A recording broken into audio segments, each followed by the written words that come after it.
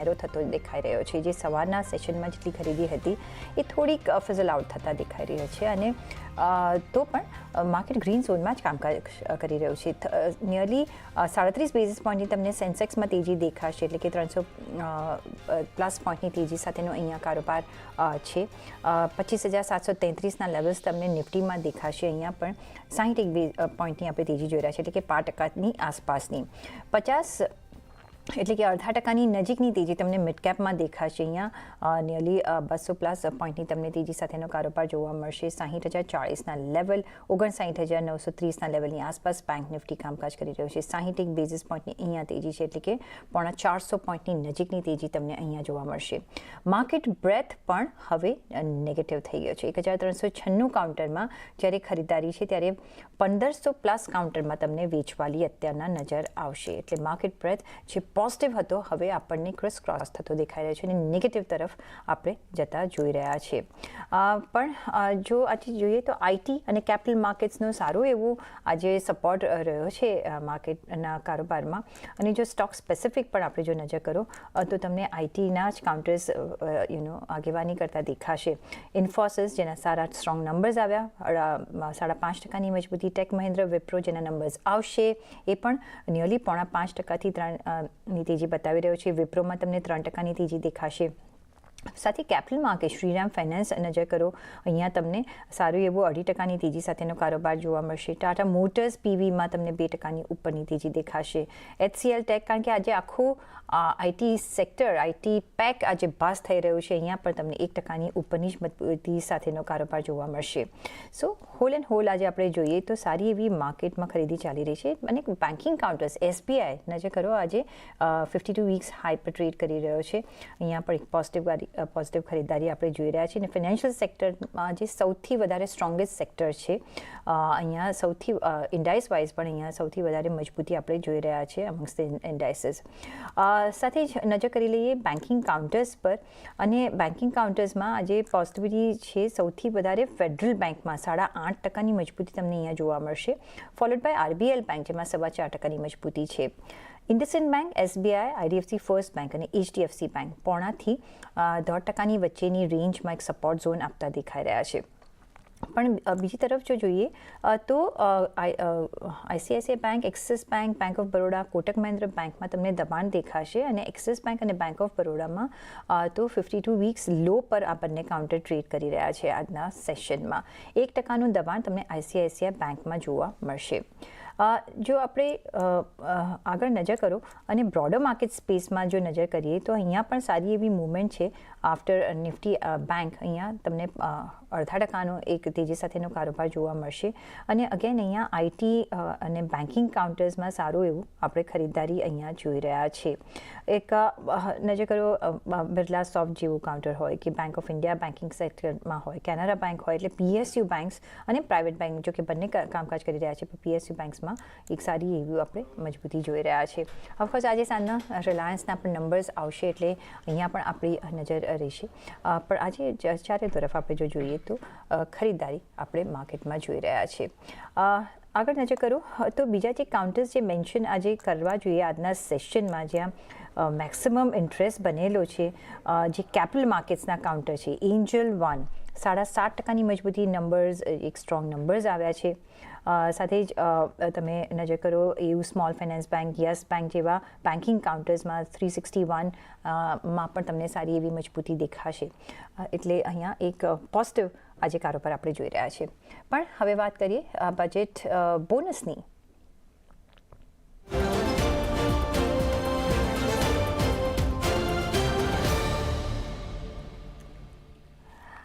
CNBC બજારની ખાસ રજૂઆત બજેટ કાઉન્ટડાઉનમાં આપનું સ્વાગત છે. હું છું પ્રીતિ દલાલ. 2026ના બજેટનો સમય નજીક આવ્યો છે, ત્યારે માર્કેટમાં ઉતાર ચઢાવ વચ્ચે હવે બજારને કેવા બોનસની જરૂર છે તે વિશે વાતચીત કરીશું. આજના આપણા ગેસ્ટ છે એલિક્સર ઇક્વિટીઝના ડિરેક્ટર દીપન મહેતા. દીપન, ઘણું સ્વાગત છે. અને માર્કેટ જે રીતના ચાલી રહ્યું છે અને ઓલવેઝ આપણે બજેટ પહેલાં ઘણી બધી અપેક્ષા રાખીને ચાલતા હોઈએ છીએ અને અત્યારના જે કરંટ જે સિચ્યુએશન છે અને માર્કેટમાં જે આપણે એક સારો એવો કરેક્શન ફેઝ જોયો છે 2025માં જેટલા આપણે જોયું છે કે એટલા રિટર્ન્સ નથી મળ્યા, એક કોન્સોલિડેશન હજી બી ચાલી રહ્યું છે, એક વોલેટાઇલ આપણે કારોબાર જોતા આવ્યા છે. કઈ રીતના તમે જોઈ રહ્યા છો બજેટ કઈ રીતના માર્કેટનું મૂડ સુધારી શકે છે?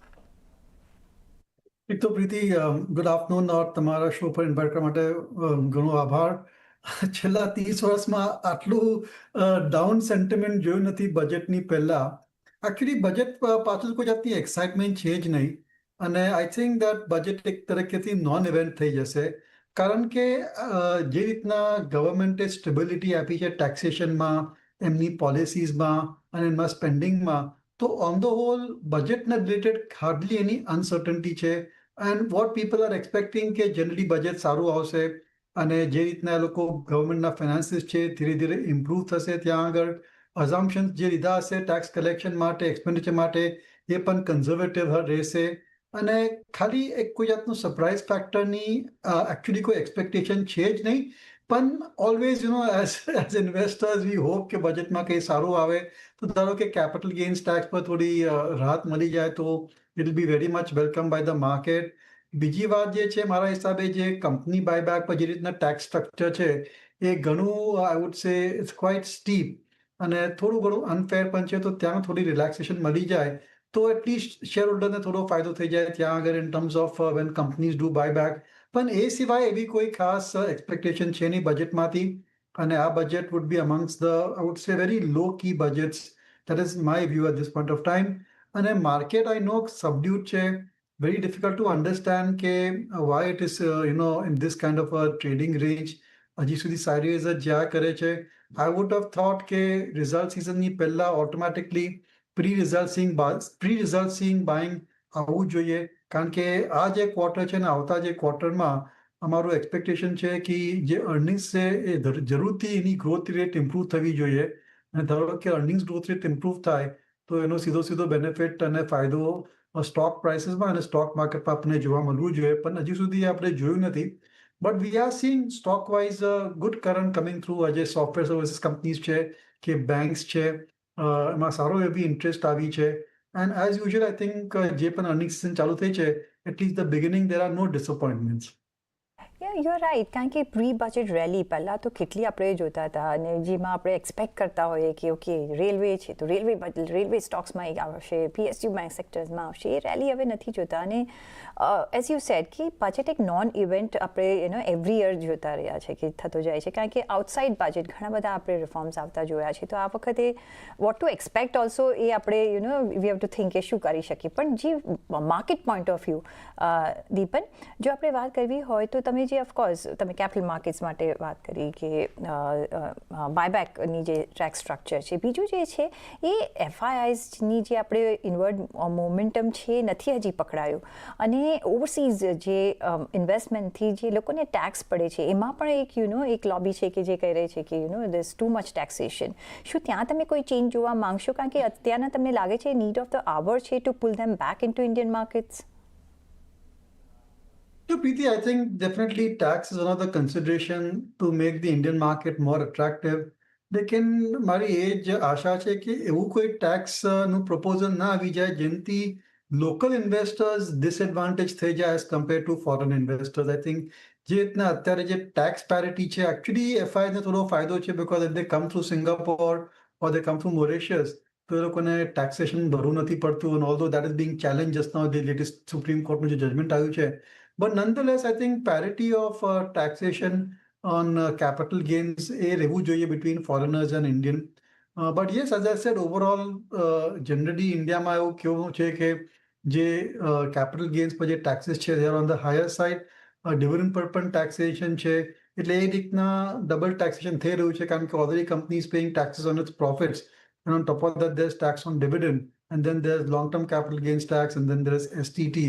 એટલે ત્યાં થોડી ઘણી ધારો કે રાહત મળી જાય તો it's just a sentimental boost, in terms of માર્કેટમાં. I mean, the tax loss because of this thing may not be much, પણ એક જાતનું સેન્ટિમેન્ટ ઇમ્પ્રૂવ થઈ જાય. આમ તો ગવર્મેન્ટે ઘણું કર્યું છે. 2025માં આપણે જોશો તો ગવર્મેન્ટે ઘણા સ્ટેપ્સ લીધા છે to improve the earnings, to give benefit to corporate sector. એક તો જે પર્સનલ ટેક્સીસ જે ઘટાયા હતા ગયા બજેટમાં આપણે ભૂલી નથી ગયા, એનાથી સારો એવો ફાયદો થયો છે કન્ઝમ્પશન સ્ટોક્સ પર. પછી we have seen GST cuts also in October, એટલે જે ફેસ્ટિવ સિઝન આવી હતી એમાં સારું એવું આપણું સેલ્સ જોવા મળ્યું છે. અને એ ઉપરાંત GST numbers are still very much strong. પછી આરબીઆઈએ પણ ઇન્ટરેસ્ટ રેટ ઘટાડ્યા છે. તો there is only so much that the government can do, અને જેટલું એ લોકોથી થઈ શક્યું છે એ લોકોએ કર્યું છે. મે બી આ લાસ્ટ જે છે કેપિટલ ગેન્સ ટેક્સ પર થોડી ફેરફાર આવે તો વેલ એન્ડ ગુડ. નહીં તો I think it is business as usual. અને મારા ખ્યાલથી જે બે મોટા ટ્રિગર છે જેના કારણથી market can go to the next level, the next phase of the bull market, that will happen if there is કોઈ જાતનું યુએસ જોડે આપણું સેટલમેન્ટ થઈ જાય, ટેક્સ ટેરિફ પર જે આટલી ભારી ટેરિફ છે એના પર થોડી રાહત મળી જાય તો જરૂરથી I think market will search. અને બીજું આઈ થિંક નહીં તો ધીરે ધીરે જેમ જેમ અર્નિંગ્સ ઇમ્પ્રૂવ થતા જશે we will definitely see that index is going up higher and higher. જે અમુક જે મોટા ઇન્ડસ્ટ્રી ગ્રુપ્સ છે which are forming part of Sensex and Nifty, ત્યાં સારું એવું અર્નિંગ મોમેન્ટમ હવે જોવા મળ્યું છે. We are seeing in banks and we are seeing in software. So I am quite hopeful. Auto કંપનીના પણ જે નંબર્સ છે બહુ જ સારા આવવા જોઈએ. અને broadly I think investors' portfolio which have been underperforming right from last almost 18 months or so, I think that જેમ Nifty નવા highs પર જશે, we will see more and more of that flow through to small mid cap stocks and eventually investor portfolio પર return improve થવા જોઈએ. Of course એ તો આપણે બધા જ રાહ જોઈ રહ્યા છે. 18 months have been really bad for the market investors અને આપણે રિટેલ ઇન્વેસ્ટર્સ માટે. બટ દીપન, જે બજેટ પોઈન્ટ ઓફ વ્યૂ આપણે જોઈએ તો એક જે સેક્ટર છે જે ઓલવેઝ ફોકસમાં રહ્યું છે એ છે ડિફેન્સ એઝ અ સેક્ટર, અને ડિફેન્સ એઝ અ સેક્ટરે પરફોર્મન્સ પણ સારું આપ્યું છે. કઈ રીતના તમે જોઈ રહ્યા છો? અહીંયા ઓફકોર્સ અહીંયા મેન્યુફેક્ચરિંગ થીમ પર અહીંયા ચાલી રહ્યું છે જે આપણે ભારત આગળ એમાં વધતા દેખાઈ રહ્યો છે. ડિફેન્સની સ્ટોરી તમને કઈ રીતના લાગે છે અને તમે અહીંયા નિવેશ કરી રહ્યા છો? Defence is buy on decline, અને એનું કારણ એ છે કે હવે it's quite a well discovered, well researched, અને આઈ વુડ સે કે એનું ઓનરશિપ પણ પોર્ટફોલિયોમાં સારો એવો થઈ ગયો છે. એટલે વન કેનોટ એક્સપેક્ટ કે જે આઉટ પરફોર્મન્સ આપણે જોવા મળી હતી ડિફેન્સમાં લાસ્ટ 2-3 યર્સમાં એ કેરી ફોરવર્ડ થશે. ઇનફેક્ટ જ્યારે પણ આપણે આવા પિરિયોડિક ટાઈમે રિવ્યૂ કરીએ છીએ માર્કેટનું, આઈ ઓલવેઝ ફીલ કે જે લેગાર્ડ્સ હોય you must have a look at them કે ત્યાં કોઈક ચેન્જીસ આવી રહ્યા છે, can they be turn around. કારણ કે જે લેગાર્ડ સેક્ટર હોય ગયા વર્ષના એના પહેલાના વર્ષના, દે આર અંડર ઓન્ડ, અને ત્યાં આગળ જનરલી શોર્ટ પોઝિશન પણ હોય છે. એટલે ત્યાં ધારો કે કોઈ ફંડામેન્ટલ્સ ઇમ્પ્રૂવ થતા હોય તો they can turn out to be outperformers at 2026. For example software services, I think છેલ્લા 2 વર્ષથી they have underperform the market. FMCG છે that is also underperform the market. Pharma છે ત્યાં પણ I would say it is a laggard sector. એટલે મારા ખ્યાલથી અમારું focus is on the laggard, જે સેક્ટરમાં સારા રિટર્ન નથી મળ્યા 2024-25માં, પણ અંડરલાઇંગ મોમેન્ટમ, અંડરલાઇંગ ફંડામેન્ટલ્સ ધીરે ધીરે ઇમ્પ્રૂવ થઈ રહ્યા છે. That is the opportunity to look for, and not the winning sectors like defence or metals or some of the other sectors જ્યાં સારા રિટર્ન આવ્યા છે. Of course there are some sectors જેમ કે ઓટોમોબિલ છે, ત્યાં હજી અમને કસ દેખાય છે, હજી દેખાય છે કે વધી શકે છે. પણ રિયલ એસ્ટેટ છે જે ઘણું ડાઉન થઈ ગયું છે, એમાં એટલું સારું નથી દેખાતું. પણ there are some improvements happening, maybe in pharma, maybe in software services, maybe even in banks, જેના કારણે we should at least definitely look for slightly businesses and companies and sectors જેનું performance હજુ સુધી સારું નથી આવ્યું. couple of times software companies અને banks, right? હવે capital markets counters are buzzing just now. બેન્કિંગમાં તમને કયું ડિવિઝન ગમે છે? શું તમે પ્રાઇવેટ ગમે છે, PSU, કે આ જે કેપિટલ માર્કેટના કાઉન્ટર્સ છે અત્યારના ખાસા એવા બઝિંગ છે, ક્યાં તમે વધારે અપેક્ષા રાખીને અહીંયા નિવેશ કરી રહ્યા છો? ક્યાં તમને ગમશે, કયો વર્ટિકલ? સી, આપણે જે આખું ફાઇનાન્શિયલ સર્વિસીસ સ્પેસ છે BFSI, એમાં there are the banks, there are the NBFCs, there are the insurance companies, and then there are the pure play capital market. Pure play capital market માં there are the stock brokers, there are the exchanges, the asset management companies and the wealth managers. Then NBFC, of course, is, all sort of NBFC like Bajaj Finance, L&T Finance, Chola, and banks, of course. We know banks, there are public and private sector banks and insurance companies. આ ચારે વર્ટિકલમાં સૌથી સારા પ્રોસ્પેક્ટ્સ મારા હિસાબે આજની તારીખમાં I would go with the PSU banks as far as bank NBFC is concerned. અને NBFC માં ધારો કે નિવેશ કરવું હોય તો I would like to go for multi product NBFC જેમ કે Bajaj Finance છે, L&T Finance છે, ત્યાં આગળ જરા પ્રોસ્પેક્ટ સારા લાગે છે. અને between the insurance companies and the capital market, the preferred segment is the asset management, rather the wealth management companies. આજે જ આપણે 361 ના રિઝલ્ટ જોયા, બહુ જ સારા રિઝલ્ટ આવ્યા છે. એ પહેલા આનંદ રાઠી વેલ્થના પણ નંબર્સ આવ્યા હતા, which were extremely good. So I would prefer to go for the wealth managers within the entire capital market space rather than any of the brokers or even the exchanges. Wealth manager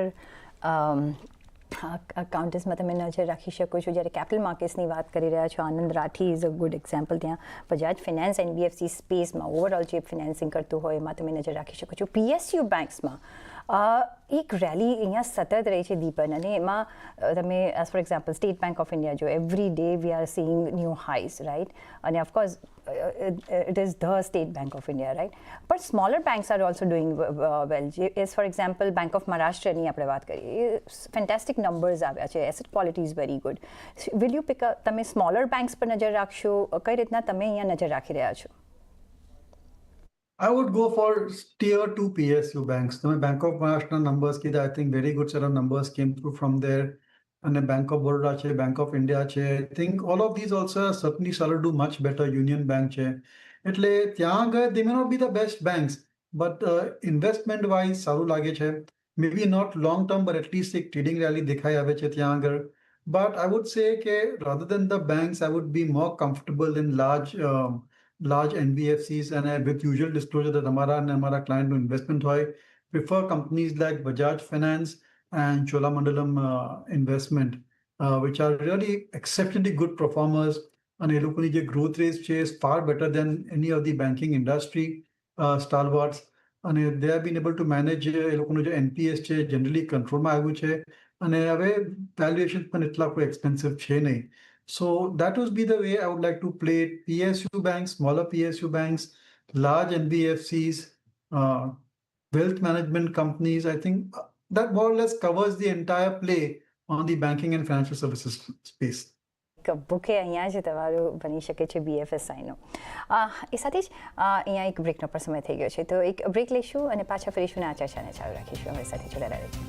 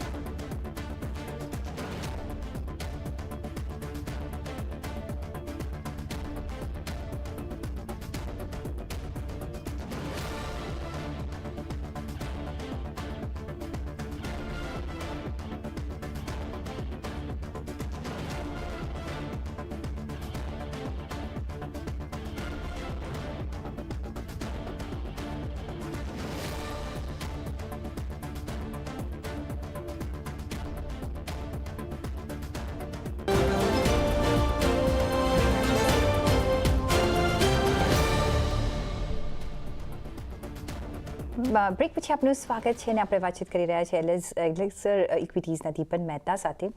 Deepan, જે ઘણા બધા upcoming front અને emerging ફ્રન્ટ્સ છે, મે બી એમાં આપણે થોડા મે બી પાછળ છીએ, પણ અહીંયા ગવર્મેન્ટનું આઈ થિંક ફોકસ તમને લાગે છે કે રહી શકે છે એ છે એઆઈ લેડ કે ડેટા સેન્ટર્સ લેડ કે પાવર, જે આપણે ગ્રીન એનર્જી તરફ આગળ વધી રહ્યા છે. એ પોઈન્ટ ઓફ વ્યૂથી આપણે જો નજર કરવો, સાથે રેર અર્થ મેગ્નેટ્સ ઓફકોર્સ અહીંયા એ પણ નજર રાખવી જોઈએ. તમને લાગે છે કે એ પોઈન્ટ ઓફ વ્યૂ કોઈ અનાઉન્સમેન્ટ આપણે જોઈ શકીએ છીએ અને એ પોઈન્ટ ઓફ વ્યૂ તમે કશે નિવેશ કરી રહ્યા છો? આ જે આર્ટિફિશિયલ ઇન્ટેલિજન્સ છે કે પછી સેમિકન્ડક્ટર સ્પેસ છે, રિન્યુએબલ એનર્જી છે, આ ત્રણે જે વર્ટિકલ્સ છે, જે ઇન્ડસ્ટ્રી છે, એમાં ઘણું એવું સારું ગ્રોથ પ્રોસ્પેક્ટ છે અને ઇન્વેસ્ટરનું ઇન્ટરેસ્ટ પણ ખાસો એવો છે. પણ ઇન્ડિયામાં જે પણ બધું ત્યાં આગળ કામકાજ થઈ રહ્યું છે, that is in the private space. જેમ કે નવા ડેટા સેન્ટર્સ આવી રહ્યા છે, there is no single company which is like a data center centric, except I think E2E network કહીને એક કંપની છે which offers data center artificial intelligence services. એ સિવાય એવું કોઈ ખાસ મોટું પ્લેયર નથી જે ડેટા સેન્ટરનું કરે છે. કે એવા ખાસ આર્ટિફિશિયલ ઇન્ટેલિજન્સના પ્રોડક્ટ રિલેટેડ સોફ્ટવેર કંપનીઝ પણ છે. એટલે એઝ અ ઇન્ડિયન ઇન્વેસ્ટર, ધારો કે આપણે આ 2-3 ઇન્વેસ્ટમેન્ટ થીમ્સ પર આપણને પ્લે જોઈતો હતો, we have to work around it. અને I think the better way to work around it is to just go for the software services companies. કારણ કે આપણે જોઈ રહ્યા છે કે જે કન્ટિન્યુઅસ મેનેજમેન્ટ કોમેન્ટ્રી આવી રહી છે from TCS, from Infosys, from HCL Tech, હવે એવું લાગી રહ્યું છે કે એ લોકોના જે પ્રોજેક્ટ્સ છે, AI રિલેટેડ પ્રોજેક્ટ્સ છે, AI રિલેટેડ જે એન્ગેજમેન્ટ છે, એ ત્યાં ધીરે ધીરે is becoming a larger part of their revenue. અને ગ્રોથ રેટ તો સારી જ છે, but when a larger part of the revenue, a larger part of your services starts to grow at a much becomes bigger and bigger, તો overall જે growth rate છે એ જરૂરથી improve થઈ શકે છે. એટલે આ જે AI પ્લે છે, I think you can play through the software services companies. Renewable એનર્જીમાં તો ખાસું એવું આપણું ઇન્વેસ્ટમેન્ટ થઈ રહ્યું છે. There we prefer the equipment manufacturers. આ અમારું પ્રેફરન્સ વિન્ડ એનર્જી કંપનીઝ પર વધારે છે as compare to the solar equipment companies. કારણ કે સોલાર ઇક્વિપમેન્ટમાં એક જાતનું રિસ્ક ફેક્ટર છે કે જરા વધારે પડતી મેન્યુફેક્ચરિંગ કેપેસિટી આવી ગઈ છે. પણ wind manufacturing, which is a smaller part of renewable energy, ત્યાં હજી સારા I would say good prospects are there. Order book position સારી છે અને એટલી વધારે કોમ્પિટિશન છે નહીં. And then, of course, there are a whole host of, niche businesses. જેમ કે recently એક નવું લિસ્ટિંગ થયું હતું ફ્યુજીયામા કરીને, which is specifically focused into rooftop solar installation.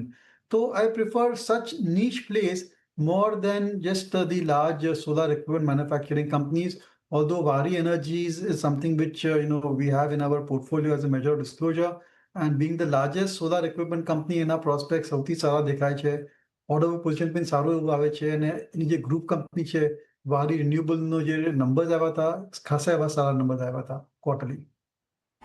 Yes, તો યસ, તમે અહીંયા નજર રાખી શકો છો. અને not only the pure players, but yes, transmission હોય કે કેબલ્સ એન્ડ વાયર્સ હોય કે એન્સિલરીઝ હોય, અહીંયા આપણે ધ્યાન રાખી શકીએ છીએ જ્યારે રિન્યુએબલ પાવર્સની આપણે વાત કરી રહ્યા છીએ. પણ ઇન્ફ્રાસ્ટ્રક્ચર ઓફકોર્સ બજેટમાં અહીંયા ઘણું બધું આપણે ધ્યાન આપતા આવ્યા છે અને અહીંયા ખાસું એવું આપણે કામકાજ થતાં બી જોયું છે.